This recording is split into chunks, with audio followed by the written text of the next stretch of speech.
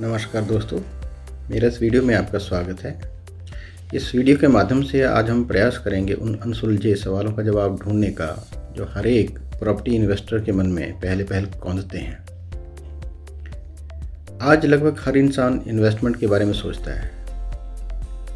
Different investment options available होने के बावजूद प्रॉपर्टी इन्वेस्टमेंट एक बहुत अच्छा सेगमेंट है जिसमें तकरीबन 80 से 85% लोग इन्वेस्टमेंट के बारे में हमेशा सोचते हैं। लेकिन जब भी ये सवाल उनके मन में आता है तो उनके मन में साथ में ये प्रश्न भी उठता है कि वो प्रॉपर्टी कहाँ पे ले, इन्वेस्टमेंट कहाँ पे करे, कहीं फंस ना जाए, कहीं उसके साथ कोई धोखा ना हो जाए। निवेश करना तो चाहता है लेकिन करे कहाँ। अब इन सवालों के बीच मझधार में फंस के वो कई बार अपना डिसीजन ड्रॉप कर देता है और इन्वेस्टमेंट के दूसरे ऑप्शन में चला जाता है, जबकि उसका बहुत मन होता है कि वो प्रॉपर्टी में इन्वेस्टमेंट करे। आज हम कोशिश करेंगे उन सब सवालों को टच करने की जो एक इन्वेस्टर के मन में आते हैं और एजुकेशन ना होने की वजह से, नॉलेज ना होने की वजह से वो अपने डिसीजन को फोरफीट कर देता है। दोस्तों, इस प्रॉपर्टी के सेगमेंट में आज हम बात करेंगे सिर्फ अफोर्डेबल सेगमेंट की। ये वो सेगमेंट है जहाँ पे तकरीबन 80% लोग अपने हार्ड एंड मनी को इन्वेस्ट करके उसमें से अच्छे रिटर्न्स के बारे में सोचते हैं। दोस्तों, रियल एस्टेट इंडस्ट्री एक बहुत बड़ी सेगमेंट में बढ़ी हुई है और इसका जीडीपी पे एक डायरेक्ट इम्पैक्ट है। रियल एस्टेट इंडस्ट्री सोसाइटी के ऑलमोस्ट हर सेगमेंट को कैटर करती है।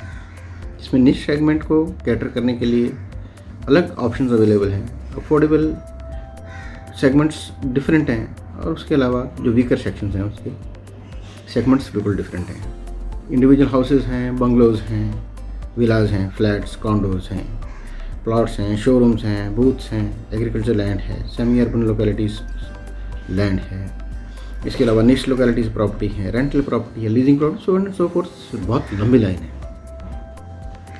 आज के वीडियो में हम खास करके बात करेंगे अफोर्डेबल हाउसिंग की, जो एक तकरीबन 80 से 85% जो लोग हैं उनकी रेंज में आने वाली जो एक पर्टिकुलर सेगमेंट है वो है अफोर्डेबल सेगमेंट। अफोर्डेबल सेगमेंट की रेंज भी 10 लाख से लेकर 50 लाख के बीच में ऑलमोस्ट रहती है और ये सोसाइटी के उन सारे इन्वेस्टर्स को ऑलमोस्ट कैटर कर लेती है जो इसकी हद में आते हैं, जद में आते हैं।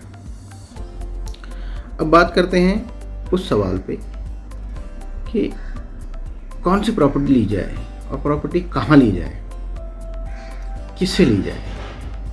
अब इस सवाल के जवाब में पहुंचने के लिए हमें सबसे पहले तो अपने आप को फोकस करना होता है और फोकस करके हमें पहुंचना होता है अपने उन सवालों के पास जो हमारे मन में कौंध रहे हैं। उन सवालों को सेटिस्फाई करने के लिए हमें कुछ एक रीजंस ढूंढने पड़ते हैं, वो क्लैरिटी हमें ढूंढनी पड़ती है।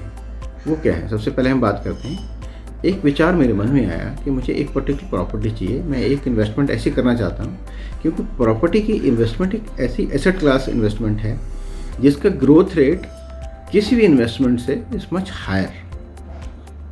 सो ये सबके इंटरेस्ट का एक फैक्टर तो ज़रूर है, लेकिन प्रॉपर्टी में इन्वेस्टमेंट करने से पहले आपको जिन जिन बातों का ध्यान रखना चाहिए, सबसे पहले हम उन्हीं को फोकस करते हैं, तभी आपके सवालों के जवाब आपको मिल पाएंगे। सबसे पहले तो आपका मोटिव क्लियर होना चाहिए कि मुझे इन्वेस्टमेंट करनी क्यों है, मेरा पर्पज़ क्या है, उस इन्वेस्टमेंट से मैं हासिल क्या करना चाहता हूँ, मेरी नीड्स क्या आइडेंटिफाइड है,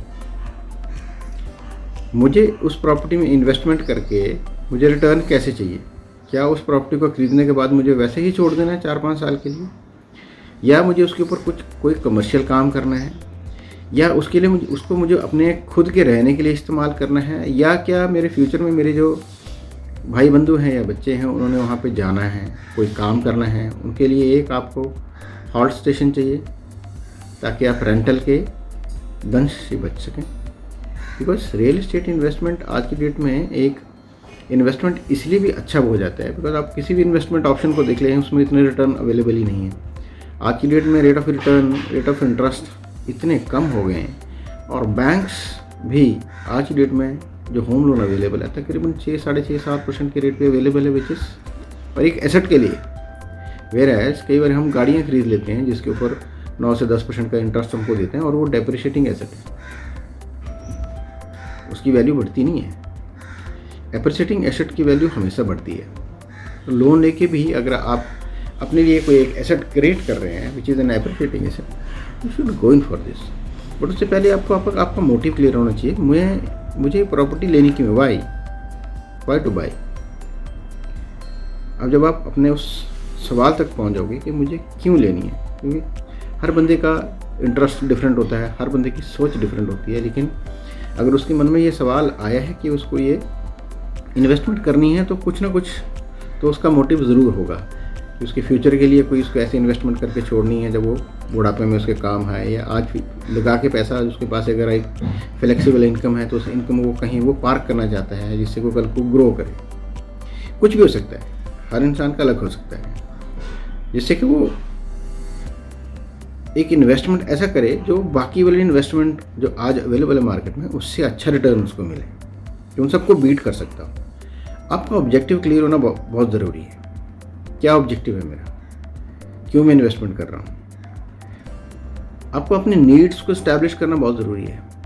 क्या ज़रूरत है मेरी, जो मेरे पास पैसा पड़ा हुआ, क्या इसी पैसे से मैं अपनी आसपास की लोकेलिटी में ऐसा कोई इन्वेस्टमेंट ऑप्शन अपने लिए क्रिएट कर सकता हूँ, क्या ऐसा कोई और एसेट में क्रिएट कर सकता हूँ जिससे मुझे एक रेगुलर इनकम आए जो इस इन्वेस्टमेंट के ग्रोथ को बीट कर सकती हो।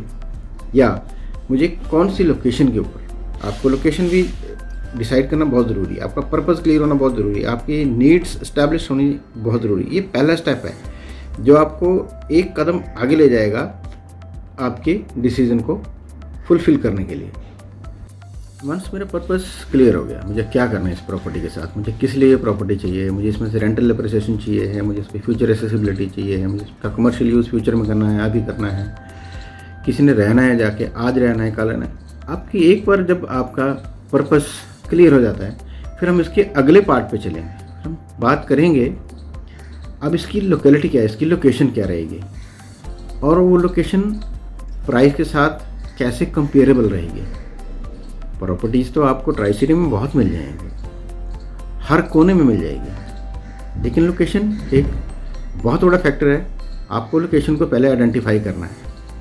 आपकी लोकेशन कैसी है, उसकी रोड अप्रोच कैसी है, उसका इंफ्रास्ट्रक्चर कैसा है, उसकी एक्सेसिबिलिटी कैसी है, distance from the basic amenities कैसी हैं। बेसिक अमेनिटीज़ में आप अगर मोटा मोटा ले लोगे तो हम सबसे पहले बात करेंगे ये रेलवे स्टेशन किधर है, आपका एयरपोर्ट किधर है। कोई ज़रूरी नहीं है कि वो बिल्कुल 2-3-4 किलोमीटर के सर्कमफ्रेंस में अवेलेबल हो, उसका एक पर्टिकुलर डिस्टेंस भी हो सकता है, लेकिन उसकी एक्सेसिबिलिटी, उसका जो इंफ्रास्ट्रक्चर है, रोड जो हैं, कनेक्टिविटी जो है वो अगर अच्छी है तो आप लोकेशन को थोड़ा बहुत प्लस माइनस आगे पीछे करके भी चूज़ कर सकते हैं। उसके साथ सिक्योरिटी क्या है उस एरिया में, उस सोसाइटी में, उस प्रोजेक्ट में, उस एरिया में, पर्टिकुलर स्पेसिफिकेशंस सिक्योरिटी को लेके क्या है, मेंटेनेंस क्या रहेगी उसकी, मेंटेनेंस लो मेंटेनेंस है, हाई मेंटेनेंस है, निश प्रॉपर्टी है। निश प्रॉपर्टी तो खैर अफोर्डेबल में नहीं आती है, बट फिर भी मेंटेनेंस ये बहुत बड़ा फैक्टर है जिसको आपको पहले अपने माइंड में लेके ही चलना है। बिकॉज बाइंग एनी प्रॉपर्टी, आप प्रॉपर्टी में एक पर्टिकुलर इन्वेस्टमेंट के बारे में अगर सोचोगे तो उसके साथ एक रिकरिंग कॉस्ट आती है। उसके लिए ये सब चीज़ें आपके ध्यान में रखनी बहुत ज़रूरी हैं।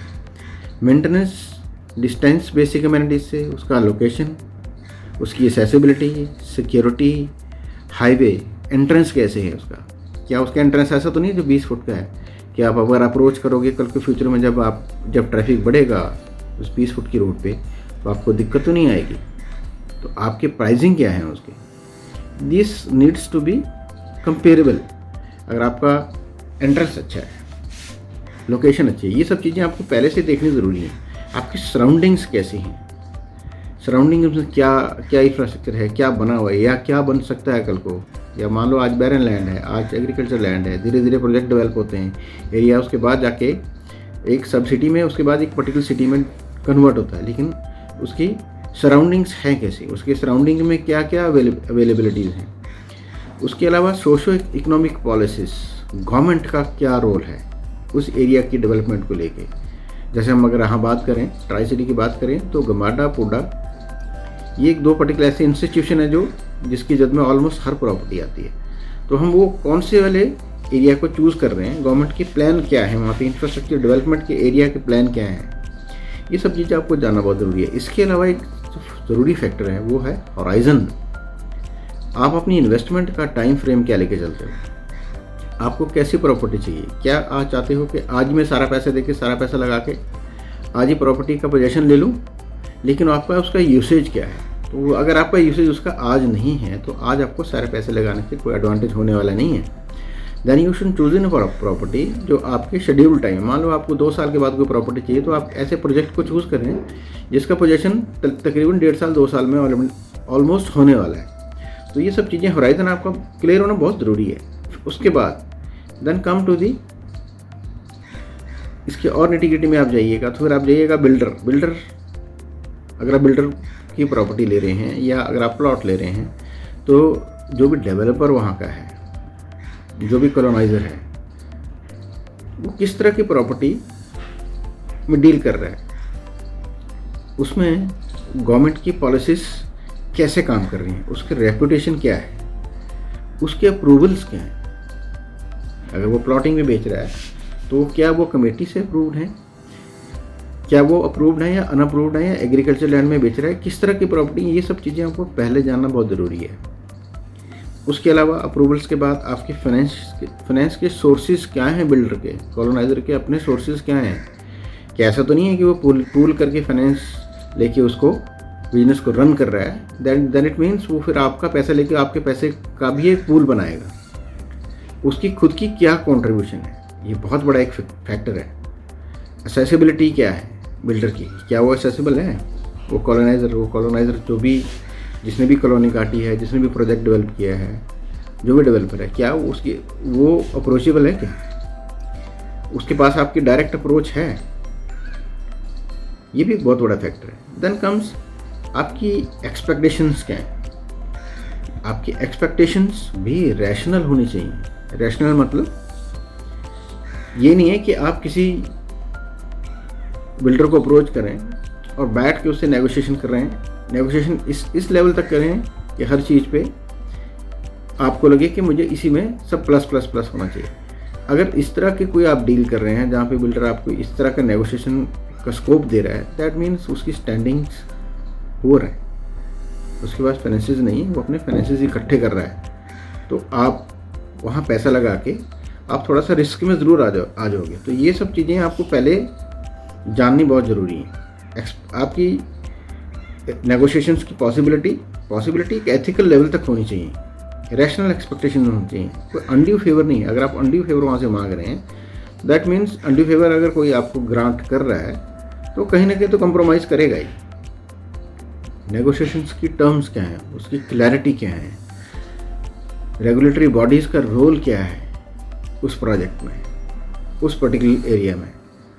देन कम्स कि अगर लेट अस सपोज को किसी डेवलपर के पास अगर आप गए हो, मान लो आप प्लॉटिंग ले रहे हो, प्लॉट उसने पहले बेचे हैं, उसका पोजेशन उसने कब दिया, उसका सिचुएशन आज की डेट में क्या है, वहाँ पे कितना कंस्ट्रक्शन हुआ है, कितने लोगों ने उसको पोजेशन के बाद अवेल किया है, क्या वहाँ पे लोग रहना शुरू हो गए, या अगर हम बात करें प्रोजेक्ट की, प्रोजेक्ट बिल्डर ने क्या बनाया है, पहले क्या डिलीवर किया है, वो आप जाके देख सकते हैं। आप जो वहाँ पे रेजिडेंट रह रहे हैं 2-4-5 लोगों से आप मिल सकते हो, बिकॉज आप पैसा लगा रहे हो। जब आप 40-50 लाख रुपए लगाओगे तो ये सब चीज़ें आप जान सकते हो। 4-5-10 मिनट का टाइम या 1 दिन का या 2 दिन का टाइम अगर आप लगा के देते हो, that give you the actual entire picture कि जो पहले उसने डेवलप किया, उसने क्या डेवलप किया, क्या बेचा है, किस तरह की अमेनिटीज़ वहाँ पे हैं, क्या लोग वहाँ पे खुश हैं, क्या लोग वहाँ पे चीटेड फील तो नहीं कर रहे हैं। क्योंकि सबसे बड़ा डर तो यही ना कि कहीं मैं फंस ना जाऊँ। इन सब चीज़ों के लिए ये सब ग्राउंड वर्क करने बहुत ज़रूरी है। अप्रूवल्स, बिल्डर से आप जाके अप्रूवल मांगो, कॉलोनाइजर से जाके आप अप्रूवल्स मांगो। अगर वो प्रोजेक्ट अच्छे तरीके से काम कर रहा होगा तो वो अप्रूवल्स आपसे शेयर करेगा। उसके अलावा आपका जो भी बजट है, जिस भी स्पेसिफिकेशन को लेकर आपने एक बजट अपना बिल्ड किया है, उसके लिए आपके फाइनेंसेस आपके पास क्या अवेलेबल है। क्या आप उसके लिए लैंडिंग लोगे बैंक से, तो उससे बैंक्स की क्या एफिलिएशन है वहाँ पे, और कौन कौन से बैंक्स वहाँ पे उसको फंडिंग कर रहे हैं, ये भी पहले से जानना बहुत ज़रूरी है। Then comes allocation. Allocation friends बहुत बड़ा एक फैक्टर है। आई थिंक नेक्स्ट वीडियो में हम इसको कवर अप करेंगे। सो अगर अभी तक आपको थोड़ा जो नॉलेज, बेसिक नॉलेज, जो सबसे प्रिलिमिनरी नॉलेज था, वो मैंने कोशिश करी कि मैं आपसे शेयर करूं। अगर आपको मेरा वीडियो पसंद आया है तो आप मेरे इस चैनल को सब्सक्राइब करें, लाइक करें और अपने दोस्तों को फॉरवर्ड करें और नोटिफिकेशन भी ऑन कर लें। सो मैं जब भी मैं अगला वीडियो इस पर डालता हूँ तो आपको नोटिफिकेशन आ जाए and you can watch that. And over a period of time we will be having a live sessions also. We will discuss your queries and stay home, stay safe. Thank you so much.